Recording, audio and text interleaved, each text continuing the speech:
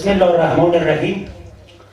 سلام عرض میکنم خدمت همه استادان ارجمند و دانشجویان گرامی زبان فارسی که از گروه‌های مختلف زبان فارسی از دانشگاه‌های دهلی و همینطور استادان عزیزی که از شهرهای نزدیک اومدند در این محفل ادبی، هم برای شرکت در این جلسه انجمن ادبی بیدل 65مین جلسه انجمن ادبی بیدل و هم برای اینکه دیداری تازه بکنن با استاد فرزانه و فریخته جناب آقای دکتر حداد عادل. خیر مقدم عرض میکنم خدمت همه عزیزان. قبل از اینکه چند کلمه رو تصحیح بدم اجازه میخوام که مختصری درباره سابقه این انجمن خدمت جناب آقای دکتر حداد عادل و دوستان عرض کنم.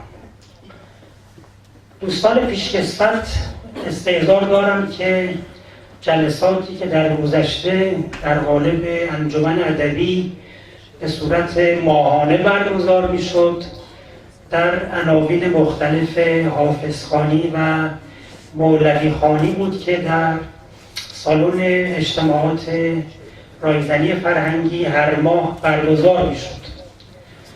بعد از آمدن دوست عزیزمون آقای دکتر غزله در مسئولیت مرکز تحقیقات فارسی رایزنی فرهنگی، شکل برگزاری این جلسات تغییر کرد و از مقاله خوانی و سخنرانی به شعر و ادبیات گرایش پیدا کرد و همه عزیزان در مدت کوتاه 5 دقیقه سعی میشد که در این جلسه مشارکتی داشته باشند با قرائت شعر و یا صحبت و نکته‌ای در پیرامون موضوع هر جلسه. امروز افتخار داریم که 65مین جلسه انجمن ادبی بیدل با اهتمام جناب آقای دکتر شکراللهی رئیس محترم مرکز تحقیقات زبان فارسی رایزنی فرهنگی برگزار میشه در حضور استاد عزیزمون جناب آقای دکتر حداد عادل که برای همه شما عزیزان شناخته شده است و از علاقه ایشان نسبت به زبان فارسی و به ویژه شبه قاره همگی اطلاع دارید که چقدر در مسئولیت‌هایی که داشته و دارند در فرهنگستان زبان فارسی در بنیاد دانشنامه جهان اسلام و همینطور در بنیاد سعدی نسبت به ارتقا و ترویج زبان فارسی در شبه قاره توجه و اهتمام دارم و خود بنده گواهی میدهم که هر وقت ایشان رو در تهران ملاقاتی صورت میگیره و ایشون رو زیارت میکنیم حتما نسبت به استادان میپرسن از بنده و نسبت به زبان ادبیات فارسی توجه خاصی دارند که من در این جلسه خدمت استاد عزیزمون خیر مقدم عرض میکنم و در ادامه جلسه انشالله از فرمایشات ایشان بهره‌مند خواهیم شد. اما جلسه امروز وجه دیگری هم دارد که اگر خاطر عزیزان باشه ما در انجمن ادبی 64م در کارت دعوتمون قید کرده بودیم تودیع جناب آقای انصاری سفیر محترم جمهوری اسلامی ایران که البته در اون جلسه در روز جلسه برای ایشان یه برنامه فوری پیش آمده بود که به ایران سفر کرده بودن و در اون جلسه نتونستن شرکت بکنن که الان البته به جمع ما اضافه خواهند شد.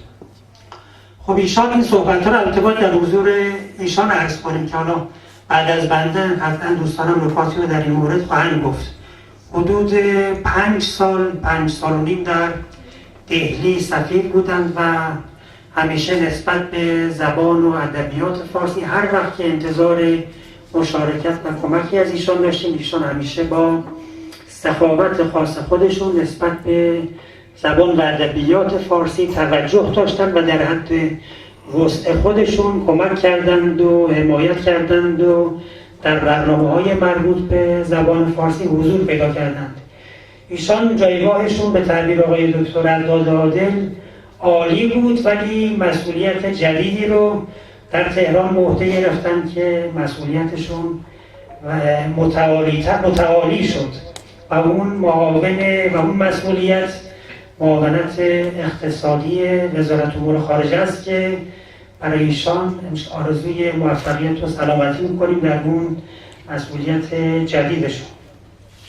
اجازه میخوام که یادی بکنم از استادان عزیزی که همیشه همراه و یاور ما بودن در انجمن ادبی بیدل و در نشست‌های مربوط به زبان فارسی و امروز در جمع ما نیستند. مرحوم استاد امیرحسن عابدی، مرحوم استاد نظیر احمد، مرحوم استاد یونس جعفری و استاد اظهر دهلوی که در این 3-4 سال گذشته این بزرگواران رو ما از دست دادیم. همیشه علی‌رغم اینکه خب سن بالایی داشتن این عزیزان، من این مأموریت سومم هست به دهلی که خب با همین دوستان تقریبا آشنا هستیم. از اولین افرادی بودن که در این انجمن‌های ادبی شرکت می‌کردن و صحبت‌های خوبی هم در این جلسات مطرح می‌شد. اما چند کلمه هم اجازه می‌خوام که راجع به موضوع این جلسه صحبت کنم، ادبیات انقلاب اسلامی. ما از گذشته هر وقت که انجمن ادبی بیدل برگزار می‌شد، با توجه به مناسبتی که در اون ایام بود، موضوع جلسه انجمن بیدل رو به اون موضوع اختصاص می‌دادیم و طبیعی بود که این ایامی که دهه فجر انقلاب اسلامی و 39مین سالگرد پیروزی انقلاب شکوهمند اسلامی ایران بود، موضوع جلسه انجمن ادبی رو به انقلاب اسلامی اختصاص بدیم. میدانید و میدانیم که تحولات سیاسی مهم در هر جامعه‌ای عرصه‌های مختلف سیاسی و اجتماعی رو در اون جامعه تغییراتی رو ایجاد میکنه. اگر به گذشته تاریخ خودمون برگردیم، وقتی به عصر مشروطه برگردیم، بعد از انقلاب مشروطه تغییرات زیادی هم به لحاظ سیاسی، هم اجتماعی و هم فرهنگ و ادبیات ایجاد شد که بخشی از اون تغییرات تأثیر از فرهنگ و غرب بود و بخشی هم از شبه قاره، حداقل اون بخش سرنویسی و پاکیزه نویسی در ادب فارسی. و اگر به تجربه کشورهای دیگه هم نگاه کنیم، مثل انقلاب اکتبر در روسیه و یا انقلاب کبیر فرانسه، اون تحولات سیاسی در فرهنگ و ادبیات و در عرصه‌های مختلف اجتماع تغییرات زیادی رو ایجاد کرد که خب در فرانسه حداقل اون نهضت آزادی‌خواهی و حقوق شهروندی بعد از اون داستان انقلاب فرانسه بود. اما در کشور خود ما انقلاب اسلامی ایران هم تغییرات زیادی رو ابتدا در سیاست، در عرصه سیاست و اجتماع ایجاد کرد و طبیعیه که به مرور این تغییرات به حوزه فرهنگ و ادبیات هم کشیده شد. اگرچه بانی و بنیانگذار انقلاب اسلامی از همون ابتدا این رو مطرح کردن که انقلاب اسلامی ایران یک انقلاب فرهنگی بود. بنابراین طبیعی بود که این تغییرات در حوزه فرهنگ سریعتر و عمیق‌تر اتفاق بیفته. این تغییرات اونقدر زیاد بود که می شود به تغییرات ادبیات در قبل از انقلاب و ادبیات یا فرهنگ در بعد از انقلاب این دوره رو تقسیم کرد. فرهنگی که در دوره قبل از انقلاب در کشور ما رایج بود، خب ویژگی‌های خاص خودش رو داشته. شاید در این جلسه کفاف این که درباره اون توضیحات مصروفایی عرض بشه نباشه، اما در بعد از انقلابی که منادی رایج کردن فرهنگ و آموزه‌های اسلامی در کشور ما بود، این آموزه‌های اسلامی در حوزه‌های مختلف شعر و نثر ورود پیدا کرد و نه فقط در شعر و نثر، در سینمای ما، در حوزه‌های مختلف هنری ما رایج شد. بنابراین فرهنگ اسلامی و بعدها که کم کم انقلاب اسلامی ایران در آزمون جنگ تحمیلی قرار گرفت. خب فرهنگ دفاع مقدس و ادبیات دفاع مقدس شکل گرفت که همه اینها ایثار و فداکاری و از خودگذشتگی و فرهنگ عاشورایی رو در کشور ما احیا کرد. اگر به ادبیات بعد از انقلاب اسلامی شما مراجعه کنید می‌بینید که یک فرهنگی مبتنی بر اخلاق مداری و ارزش‌های انسانی و ارزش‌های اسلامی در حوزه‌های مختلف ادبی، نثر، هنرهای مختلف، سینما، تئاتر و در جای کشور ما این ورود پیدا کرد و امروز فرهنگ ایران رو با فرهنگ 40 سال پیش ما بسیار متفاوت می‌بینیم. خب امروز این شخصیت عزیز و ارجمند جناب آقای دکتر عطادادر که از ابتدای انقلاب در حوزه‌های مختلف فرهنگی فعالیت داشتن و من ایشان رو به اون کتاب قدیمی فرهنگ برهنگی و برهنگی فرهنگی که به زبان‌های مختلف هم ترجمه شده همیشه به یاد دارم از زمانی که خودم دانش آموز بودم در جمع ما حضور دارم و انشالله در صحبت‌های بعدی این جمع رو به فیض خواهند رسوند درباره ادبیات انقلاب اسلامی. من تشکر میکنم و همین حد اکتفا میکنم برای اینکه میدونم اگر بخوایم اون سنت انجمن رو حفظ کنیم زمان رو در تمام 5 دقیقه به عنوان خیر مقدم و صحبت‌های مقدماتی اکتفا میکنم و آرزوی سلامتی و تندرستی برای همه شما عزیزان و تشکر میکنم از اینکه قبول زحمت کردید و در این برنامه حضور به هم رساندید. خیلی متشکرم. اولا یکی از کسانی که در معرفی بیدل به جامعه ایران مؤثر بوده استاد محترم آقای دکتر شفیعی کدکنی. ایشان کتاب مستقلی در باب بیدل قبل از انقلاب نوشتن و در کتاب شاعر آینه ها ایشان یک عبارتی دارند، می نویسند که سکوت و ناسپاسی و حق ناشناسی ما ایرانیان، ببینید با چه تعابیری تند یاد میکنن، سکوت و ناسپاسی و حق ناشناسی ما ایرانیان در برابر عظمت و نبوغ شعری او به هیچ وجه از اهمیت حقیقی مقام او در تاریخ ادبیات و زبان ملل آسیای میانه و آسیای غربی نمی‌کاهد و نمی‌تواند حضور آشکار او را در حافظه جمعی این اقوام پرده پوشی کند با یه همچین تعبیری. و بعد از انقلاب فرصت آشتی با بیدل پدید آمده.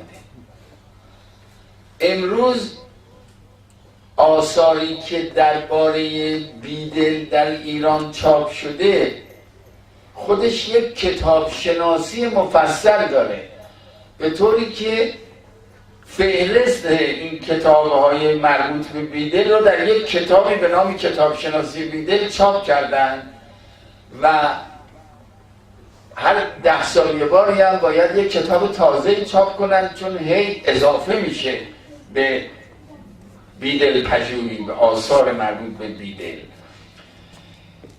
که من اینها رو اینجا ذکر کردم و گفتم که یک شاعری در ایران حلقه واسطه بین شعر بعد از انقلاب و بیدل شده و اون سهراب سپهری است. سهراب سپهری یک شاعر نوپرداز قبل از انقلاب بوده که سال 59 از دنیا رفته، یعنی همون اوایل بعد از انقلاب در میان سالی هم از دنیا رفت. در میان همه شاعران نوپرداز سپهری از نظر ذهن و زبان به بیدل نزدیک بوده. در ایران یک حرکتی قبل از انقلاب بود به نام شعر نو.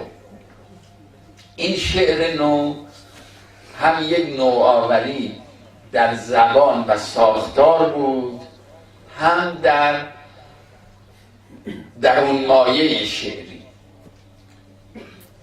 بعد از انقلاب شاعران از نظر ساختار چندان اون تحول رو دنبال نکردن. یعنی اون اوزان نیمایی و بهور نیمایی و اینها وجود داره. الان شاعران انقلابی هم گاهی در شعر نو به همون سبک نیمایی میگویند، اما این غلبه نداره.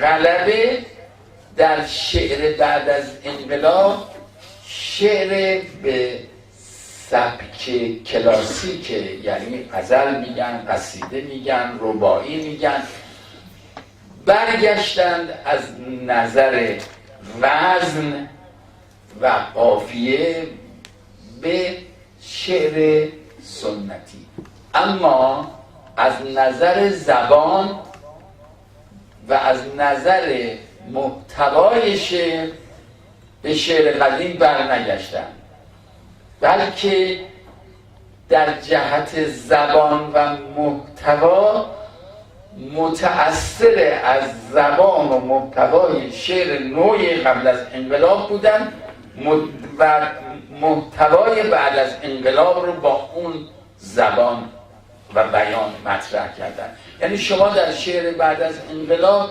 نمیبینید که شاعر انقلاب اسلامی باز بیاد مثل شاعر دوره قاجار از مثلا هلال ابرو و پسته نمیدونم دهان و بادام چشم و قد نمیدونم خدنگ و چی و اینا صحبت بکنه، طره گیسو و فران اینا.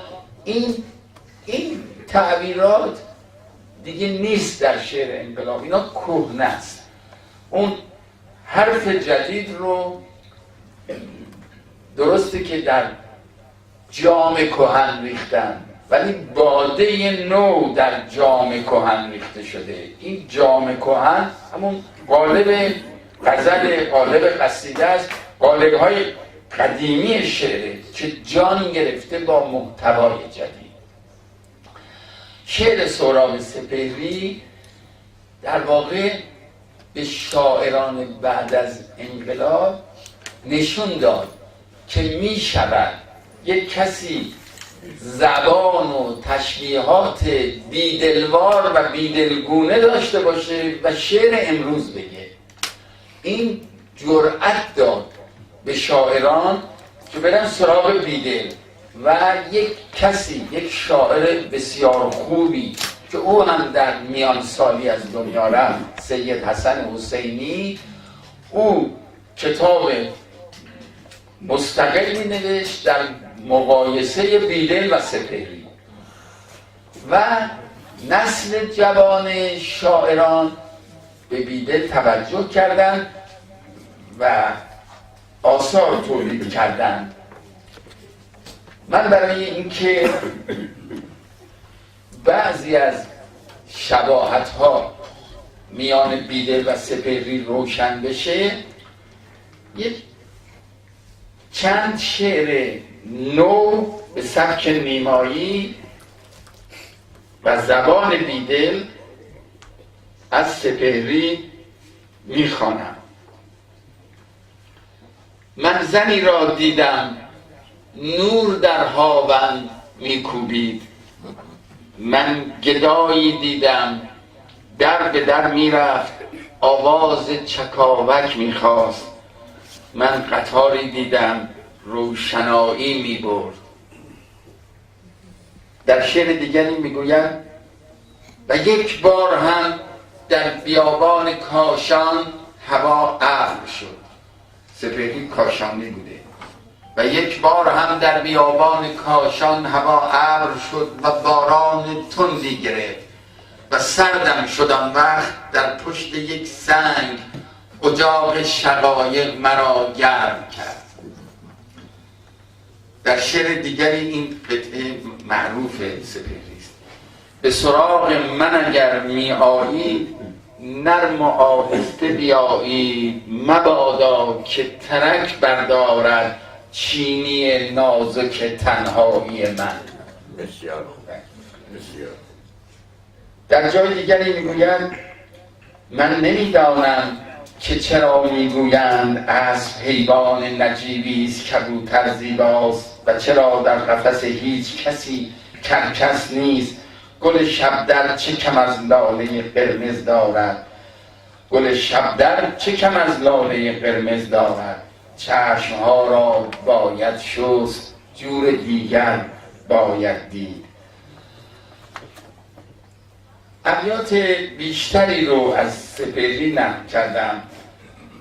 حتی میگوید که من ودا میخوانم، گاهی نیز طرح میریزم، سنگی، مرغی، ابری، چون نقاش بوده. به تماشا سوگند و به آغاز کلام و به پرواز کبوتر از ذهن واژه‌ای در قفس است. سر هر کوه رسولی دیدند، سر هر کوه رسولی دیدند، ابر انکار به دوش آوردند. باد را نازل کردیم تا کلاه از سرشان بردارد، خانه هاشان پر داوودی باد. چشمشان را بستیم، دستشان را نرساندیم به سرشاخه هوش. جیبشان را پر عادت کردیم، خوابشان را به صدای سفر آینه ها آشفتیم. بعد همینطور این زبان سپهری. حالا یکی دو تا غزل از بیدل بشنوید. بیگانه وضعیم یا آشناییم، ما نیستیم اوست، او نیست ماییم. پنهانتر از بو در ساز رنگی، پنهانتر از بو در ساز رنگی. عریانتر از رنگ زیر قبایی، پیدا نگشتیم خود را چه پوشیم. پنهان نبودیم تا ما نماییم، پیش که نالیم داد از چه خواهیم. عمریست با خویش از خود جداییم. این شباهت این دو تا زبان رو نشان میده و مطلب مفصله. من این بخش عرایزم رو و این صحبت بیدل رو با یک غزل از چند غزل بیدل که در این کتاب آوردم خاتمه میدم. که دم زند ز من و ما دمی که ما تو نباشی، که دم زند ز من و ما دمی که ما تو نباشی. به این غرور که ماییم از کجا تو نباشی. نفس چو صبح زدن بی حضور مهر نشاید. چه زندگیست کسی را که آشنا تو نباشی. ازل به یاد که باشد، ابد دل که خراب شد. که بود و کیست گر آغاز و انتها تو نباشی. فنای موج تلافیگرش بقای محیط است. نکشت عشق کسی را که خونبها تو نباشی. مکش خجالت محرومی از غرور تعین. چه من چه او همه با توست اگر تو با تو نباشی. مکش خجالت محرومی از غرور تعین. چه من چه او همه با توست اگر تو با تو نباشی. جهان پر است ز گرد عدم سراغی عنقا. تو نیز باش به رنگی که هیچ جا تو نباشی. من خوشحالم که امروز که انجمن بیدل برپا شده و سخن از بیدله، کتاب جدیدی از استاد شریف حسین قاسمی منتخب ایجاد بیدلی به دست من رسیده که هم مژدش رو به شما میدم، هم از ایشون سپاسگزاری میکنم. عرض من تمام.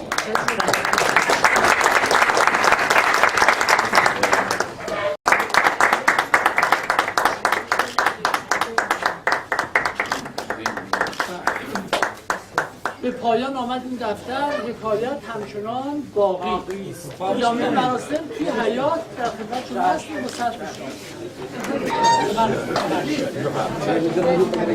सामने देखिए सामने